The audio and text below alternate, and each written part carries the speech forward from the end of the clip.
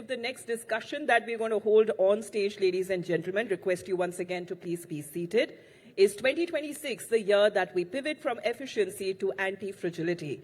Now, the past few years that have challenged traditional efficiency and driven corporate models, energy volatility and supply chain disruptions and geopolitical shocks have revealed vulnerabilities. Now, in the meantime, let's quickly introduce our guests and call them on stage. Mr. A.S. Sahni, who is the chairman, Indian Oil Corporation Limited, joining us on stage. Please, ladies and gentlemen, give him a big round of applause. Along with him, Mr. Vinay Dubey, who is the founder and chief executive officer of Akasa Air. And this session will be moderated again by Sajid Vangat.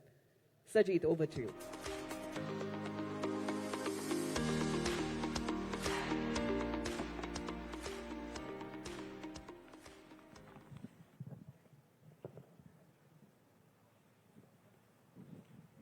Thank you, Mr. Sahni, Mr. Dubey, for joining us on GBS. Mr. Sahni, to begin with, we are in a very volatile geopolitical climate, and you are managing India's energy sourcing. How do you bring in, how is anti-fragility helping you in, ensuring that we are energy secure? Yeah, good morning and thank you for having us here. Anti-fragility, a very interesting term nowadays. What I understand of it is, given a disturbance, given a churning, and how the system reacts to it, and whether after the churning or during the churning, whether the system comes out much more robust, much more flexible, much more reliable, then it is anti-fragile. The kind of geopolitical turbulences that energy sector is going through in the last year or so, starting from Ukraine, or maybe 2 to 3 years, I'll say, starting from Ukraine, then Iran, then Israel, then everything else, India, Pakistan, like Operation Sindoor, all these things have gone through.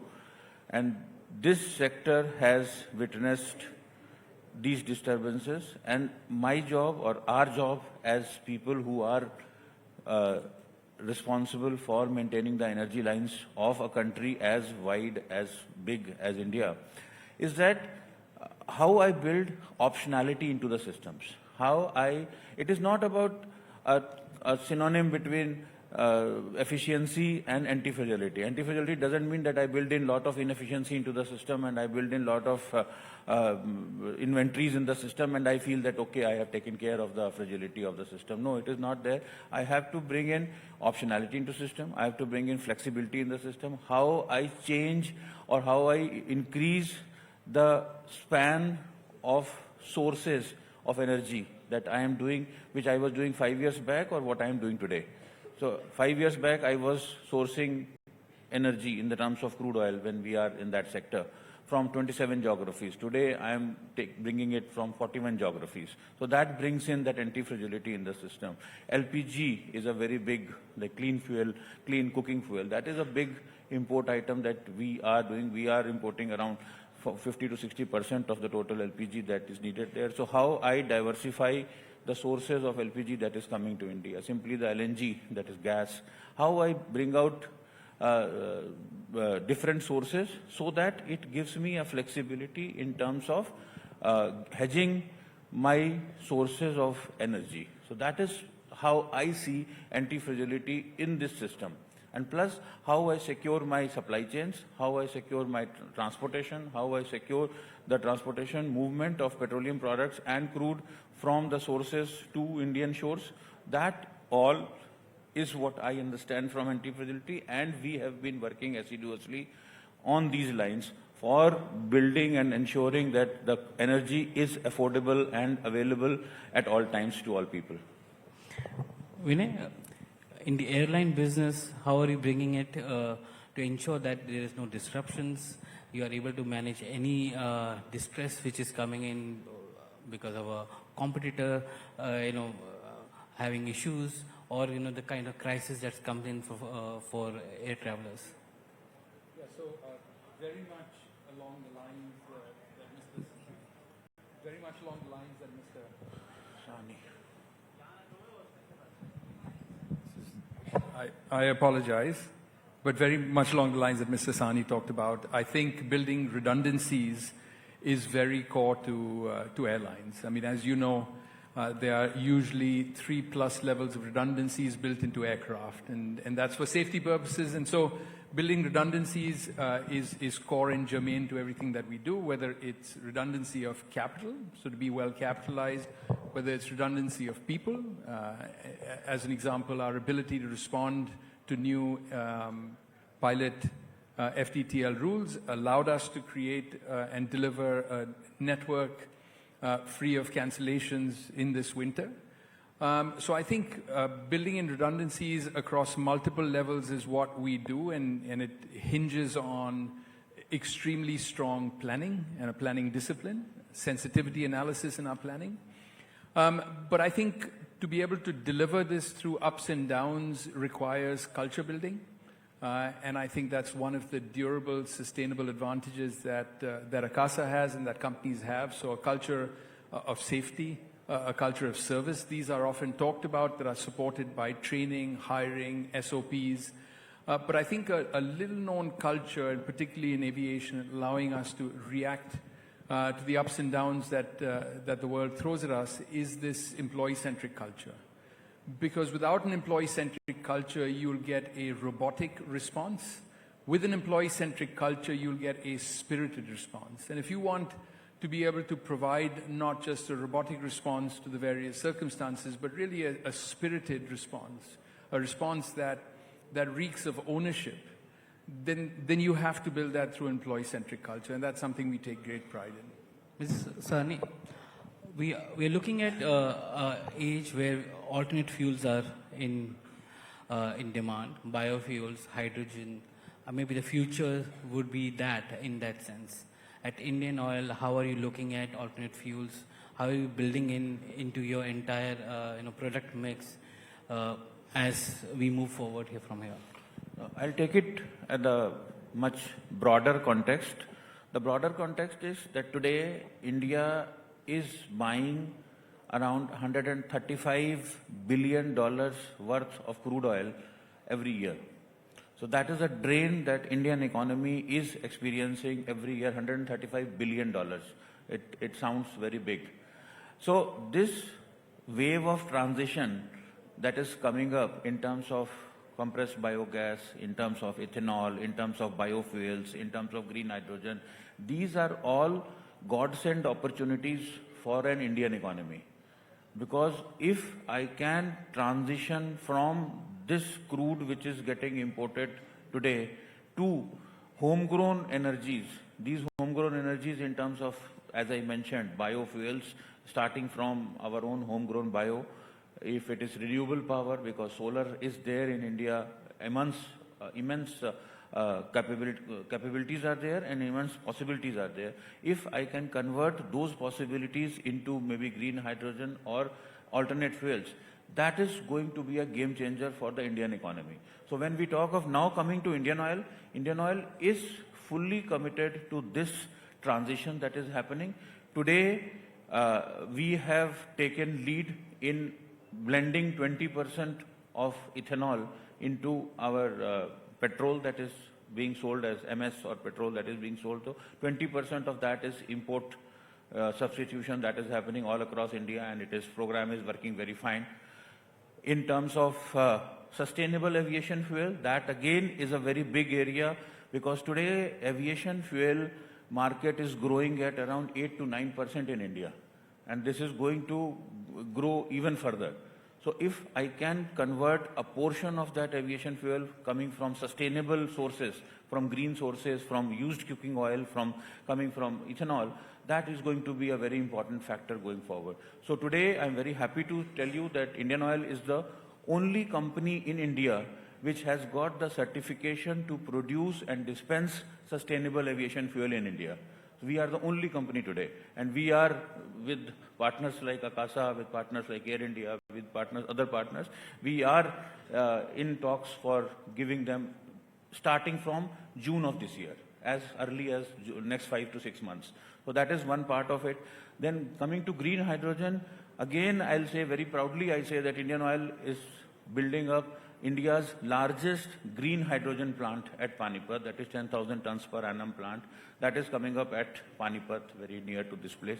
So these are our initiatives that we have taken, plus solar is there, other wind is there. Those things we are pushing to the hilt. And that is what we feel that if I have to give affordable energy, and this is what, if I have to build in that anti-fragility into the system, this is going to be a very big factor moving forward. If I can convert this green hydrogen movement into mobility, if I can convert this sustainable aviation fuel, wherein I am using used cooking oil and converting it into aviation fuel, or using ethanol and converting it into sustainable aviation fuel, these are going to be game changers for the Indian economy itself. And that is what is going to create that resilience in the economy, that confidence, that Atmanirbharta into the system. And Vinay, for you, fleet is a big, not a problem, but actually a big issue, because you have peaks and you have non-peak seasons. How do you manage that peak fleet within your entire operations? And you have a big order of aircraft which is also coming in over the next few years. So how does that planning, how do you plan that entire fleet structure, the air routes? How do you bring in, to ensure that there's no redundancies in the system? How do you bring that? Yeah, so you're absolutely right. We're flying 34 aircraft today, and we've got 192 more to come for a total order book of 226. So while we are relatively small in Indian terms, we feel by the turn of the century we'll be in one of the top 30 airlines in the world. And by the way, that's not just a reflection of Akasa and our ability to execute, but that's a reflection of India and the nascent stage that Indian aviation is, and the kind of economic growth that India is going to see. I think the management of fleet is extremely critical. And in my view, one of the things that drives Akasa is an ability to manage it with discipline. We're not opportunistic by saying, let us pad the high months with a dry lease or a wet leased aircraft. We're not opportunistic in saying, let's send off or park these aircraft during downtimes. So I think planning, fiscal discipline are key ways in which Akasa has managed to be so far the world's fastest growing airline in the 125-year history of global aviation. And that's how I think we'll continue to execute and continue to conduct ourselves over the course of the next several years. And I think that's really the only way to do it. It's with this discipline that allows you to be both nimble, but also keeps you on the path of the chosen strategy.